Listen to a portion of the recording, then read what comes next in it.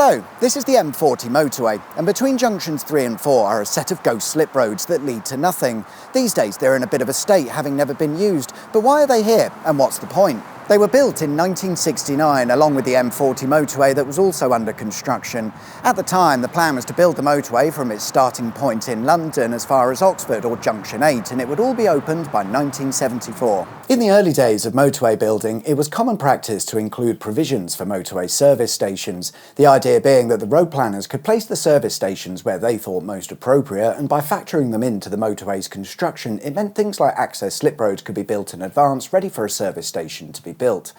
When it came to the M40, they planned for one service station to be built, and it would be called Abbey Barnes Services.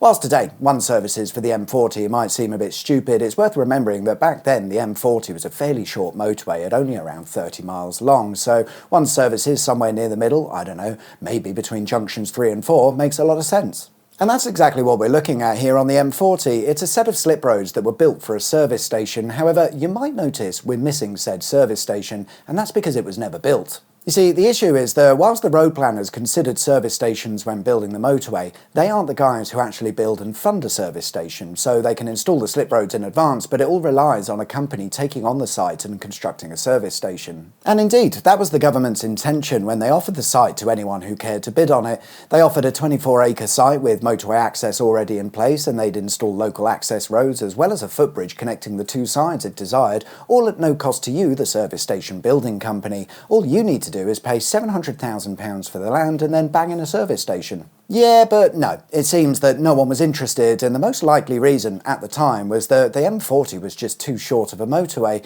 Really, it served as a commuting motorway with few long-distance travellers, and at 30 miles in length, do you really need to make a stop on the M40? Probably not, so the business case for a service station went out the window, leading to nobody coming forward to build a service station. As an alternative, at the Junction 8 end of the M40, they built a couple of large lay-bys with a communal bucket for toilet use along the A40. The thought process was that at least there was somewhere to stop, albeit not actually on the M40. Today, the communal bucket is known as Oxford Services. And for a while, that's how things were, but a few years later, plans were announced to extend the M40 motorway up to Birmingham, turning it from a short commuter motorway into something a bit more substantial.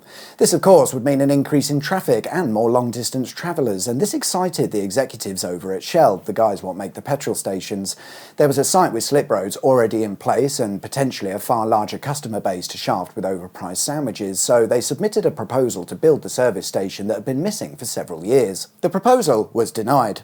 BP attempted similar, which was also denied. What the hell, the site was literally allocated for use as a service station. Why aren't they allowed to build it?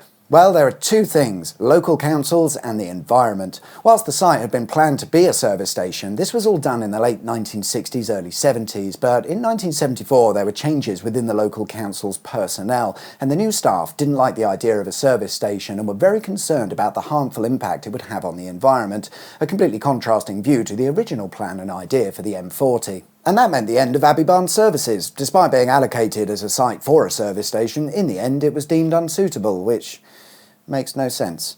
Some years later, Beaconsfield Services was built a short distance away at Junction 2 over some lovely woodland. And don't forget, you've always got the communal bucket that is Oxford Services. Those two service stations offer all you could ever dream of and more in terms of a motorway service station. So the site here at Abbey Barnes shall remain, at least for now, as a field, and the M40's ghost slip roads will eventually be removed or completely consumed by nature. But at least now you know why they exist, and every time you drive past, you can think about the service station that never was.